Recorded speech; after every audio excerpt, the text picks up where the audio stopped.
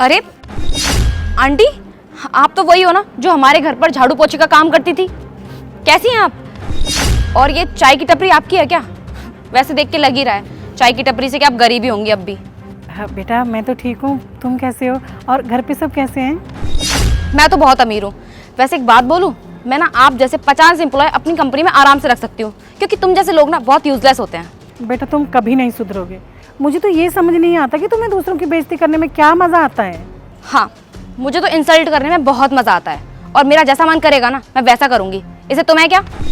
ठीक है बेटा, पर ये बताओ कि तुम यहाँ क्यों आई हो? अरे हाँ, मैं तो बताना ही भूल गई। चलो मैं तुम्हें बताती हूँ कि मैं आज यहाँ क्यों आई हूँ। मेरा ना बहुत बड़ी कंपनी में प्रमोशन हो गया है। अच्छा, ये तो बहुत अच्छी बात है बेटा, मुझे सुनकर बहुत खुशी हुई। वैसे रहने दो आंटी, मैं ना सब अच्छे से जानती हूँ कि आप ना मनी मन जल रही होंगी मेरी सक्सेस से।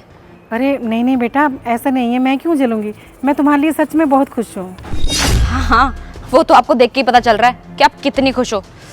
वैसे ये सब छोड़ो, आपको एक चीज़ दिखाऊं कि मैं क्या लेकर आई हूँ। ये देखो, मिठाई। अरे नहीं नहीं बेटा, मिठाई की कोई ज़रूरत नहीं है। ओ हेलो आंटी, आपको मिठाई दे नहीं रही, दिखा रही हूँ कि कितनी महंगी मिठाई है। आपको पता भी है ये मिठाई कहाँ से आई है? जयपुर से आई है, बहुत ही महंगी है।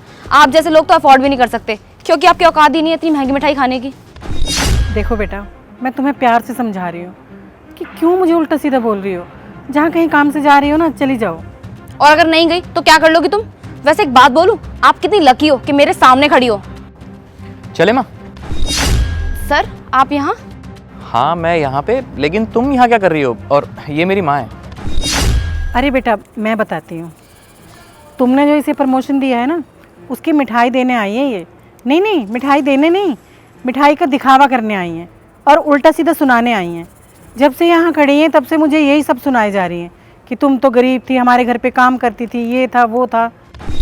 अच्छा, तो तुम यहाँ पे दिखावा करने आई हो? तुम्हें पता भी है इस कंपनी में तुम्हें प्रमोशन क्यों मिला है? इनकी वजह से।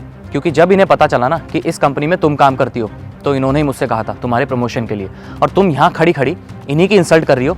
ये तुम्हारी इतनी हिम्मत कि मेरी माँ की इंसल्ट कर रही थी तुम? इनको ना गरीबों की बेइज्जती करने में बहुत मज़ा आता है। मुझे लगा था ये सुधर गई हैं, लेकिन नहीं, ये जैसी थी ना वैसी ही हैं बिल्कुल अभी भी। अच्छा, तो तुम्हें गरीबों का मजाक उड़ाने में बहुत मज़ा आता है। एक बात बताओ, तुम यहाँ पे अपनी मेहनत से पहुंची हो ना, या किसी और की मेहनत से? अगर कोई तुमसे अमीर आदमी तुम्हारी इंसल्ट करे तो कैसा लगेगा तुम्हें?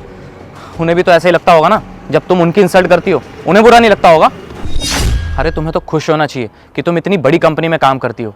और तुम्हें पता है ये कंपनी यहाँ तक किसकी वजह से पहुंची? सिर्फ मेरी माँ की वजह से। अगर ये ना होती ना तो आज ये कंपनी इस मुकाम पे नहीं होती जिस मुकाम पे ये आज है। हाँ, माना कि मेरी माँ इससे पहले लोगों के घरों में झाड़ू पोछे का काम करती थी, लेकिन वो किसकी वजह से करती थी? सिर्फ मेरी वजह से, ताकि वो मुझे पढ़ा लिखा कर एक बड़ा आदमी बना सके। और तुम्हें बहुत शौक है ना दूसरों को इंसल्ट करने का और बहुत शो ऑफ करने का। ये घमंड ना ज़्यादा दिन तक टिकता नहीं है। मुझे तो पता ही नहीं था कि मेरी कंपनी में ऐसे एम्प्लॉयज़ भी काम करते हैं। और तुम्हारी सोच कितनी छोटी है। तुम्हारी सोच को देखते हुए पता है क्या पता लग रहा है कि तुम्हारे माँ बाप ने तुम्हें कैसे संस्कार दिए हैं। अगर उन्होंने अच्छे संस्कार दिए होते ना तो आज तुम्हारी सोच भी अच्छी होती। और हाँ, तुम्हारा ये बिहेवियर देखते हुए ना मैं तुम्हारा प्रमोशन इसी वक्त कैंसिल करता हूँ। और ये वार्निंग भी देता हूँ, अगर दोबारा तुमने ये सब किसी के साथ किया ना तो तुम्हें इस जॉब से भी निकाल दिया जाएगा। समझ गई तुम? नहीं नहीं sir, I am really sorry. मुझे पता नहीं था कि आपकी मम्मी है। अगर पता होता तो मैं कभी भी इनके साथ बदतमीजी नहीं करती। इनफैक्ट इनके साथ क्या, मैं कभी भी किसी के साथ भी बदतमीजी नहीं करूँगी। I am really sorry sir, मुझे प्लीज़ माफ़ कर दीजिए। Aunty I am really sorry, please मुझे माफ़ कर दो। तुम हमसे माफ़ी मत मांगो, माफ़ी उनसे जाके मांगो जिनका तुमने मजाक उड़ाया, जिन गरीबों का तुमने दिल दुखाया है। और हाँ, एक बात का ध्यान और रखना, हमें ना कभी भी दिखावा नहीं करना चाहिए, क्योंकि इसका उल्टा असर हमेशा हम पर ही पड़ता है, जैसे इस टाइम तुम्हारे ऊपर पड़ा। चले माँ? हाँ, और हाँ, इस मिठाई को ना संभाल के रख लेना, अगली बार तुम्हारी प्रमोशन में काम आएगी। चल बेटा।